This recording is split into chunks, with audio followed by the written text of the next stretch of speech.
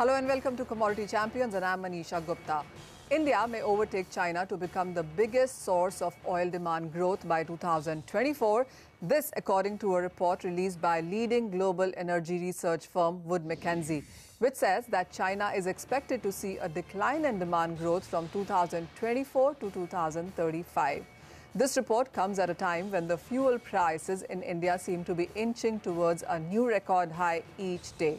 The report highlights that the India demand is growing due to its expanding middle class and its growing need for mobility. Meanwhile, China's demand is becoming sluggish due to the replacement of gasoline and diesel with alternative energy sources as well as an efficient freight system. The report also warns that if India doesn't reduce its reliance on oil, it could lead to a further impact on the growth of its economy, with a major impact on currency, current account deficit and trade deficit. The research firm's report also goes on to suggest certain measures that India can take up in order to reduce the usage of oil. Joining me now to take this report forward is Sushant Gupta, Director, Asia Pacific Refining at Wood Mackenzie. Sushant, hi, good to have you. In the last couple of weeks, we have seen a gain of 10% in the crude oil prices. First of all, what is your sense? Because the Iran sanction conversation has been around for some time now. We also have seen the US weekly inventories declining. What are you picking up as a major fundamental reason here? Well, I think you're right. We are seeing in the near term, we are seeing a tightness in the market driven by all the supply outages we are seeing, Iran, Venezuela, Libya, all confluencing at the same time. And we are seeing the demand, even though the latest numbers are slightly weaker than expected, but we still see oil demand to be quite strong in the robust in the Q4 of this. That again puts market a bit tighter, and I think it's a fine balance between geopolitical issues and the market fundamentals. So we expect markets to remain a bit on the tighter side as we head into Q4. But not to forget that there is a potential supply which can come in from the OPEC, to fill the gap from Iran, Venezuela, and Libya. So that potentially could start tilting the market towards the other side. So we expect Saudi Arabia, Iran, Kuwait, and UAE, and including Russia, to add around 1 million barrels per day as we head towards Q4. And then once the supplies start hitting the market, we expect that gap to be filled up. And hence the markets should start tilting towards a bit more balance towards the oversupply situation as we head towards Q4, Q1 of 2019. Sushant, so what's your sense on the crude oil prices going forward? I mean, there are reports suggesting that 78 to 80 per barrel is a possibility for Brent for the very near term. Is Wood Mackenzie also watching those numbers? I think we, for Q4 of this year, we are forecasting between 75 and 76, dollar per barrel, mainly driven by geopolitical issues, not essentially driven by market fundamentals, because we believe, the market could potentially see the supply coming from OPEC. But given the geopolitical issues, we expect prices to remain around, 75 to 76 dollar per barrel in Q4. But average for 2019, in our view, is roughly around $73 per barrel of Brent for next year. Fair point. We are looking at that number as well. But Sushant, what do you expect in 2019 then? Will the geopolitical tensions or the global trade concerns ease any bit? And if not, then what is the impact or calculation that you're taking in from these factors? Yeah, I think, and that is a potential downside in our risk. So if you look at for next year, we are anyway forecasting a lower oil demand growth. And one of the reasons for the lower oil demand growth is a lower GDP growth forecast, for China. And essentially, a bit of that is involved, is driven by the trade issues, the trade dispute between US and China. Now, US and China together, if you look at the demand, they account for roughly around 40 to 50% of the global demand growth.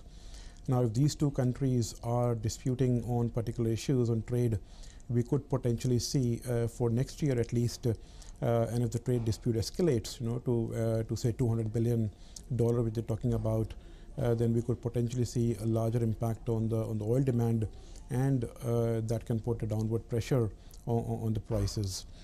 Now, having said that, the market, as I said, it's very fairly balanced between market fundamentals and geopolitical issues. On the upside, we could potentially see, issues with Iran escalating and Iran flaring up, seeing their other OPEC members, putting more volumes in the market, and hence that could again put an upward pressure on the prices. But generally speaking, we are seeing the markets remain oversupplied for next year. Your point is well taken. Sushant, you also mentioned that the demand growth for 2019 might see a bit of a dip, but that's not true for India, right? Because the demand growth here has been quite robust. Is that how you see it going forward as well? Because we've seen nearly 7% of a jump up in annual demand growth in the last couple of years. What number are you now working with? Yeah, you're right. I mean, I think given, the slowdown in the demand is a general trend which we will see in the medium term. But India is actually emerging as a brighter spot, as people are talking about peak oil demand. So India's demand growth will still remain robust. And I think in the medium term, we are forecasting that India's demand growth to account for around 1/3 of the global oil demand growth. Now, we don't expect a slowdown in India in the medium term. We expect the demand growth to remain robust. The slowdown essentially is coming from the more advanced economies, US, and also some slowdown which you're seeing coming in from China. But India's demand growth still to remain robust, which again I think leads to some of the medium-term issues around on the refining sector. Which they have to ramp up their capacity additions to meet this growing oil demand growth. So completely different issues for India compared with the global oils market. Oh, well, yes, Sushant, couldn't agree more than that. Yes, what we are seeing in India is quite different in sense of issues and problems and solutions as perhaps as well. But in that light, how would you look at India? Because in recent days, we've seen the crude oil prices at a one-month highs, the rupee falling to record lows, as has been the case almost every day in this week. Clearly not a good sign for India, right? So now, with the concerns that India is working with, over-dependence on global crude oil markets, what really is the solution going forward? Well, I think so that has been one of the government's aim to lower its dependency on oil. But having said that, the policies which were driving, to reduce the dependency on oil, for example, increasing the usage of biofuels, putting in more efficiency, increasing more renewables into the overall energy mix.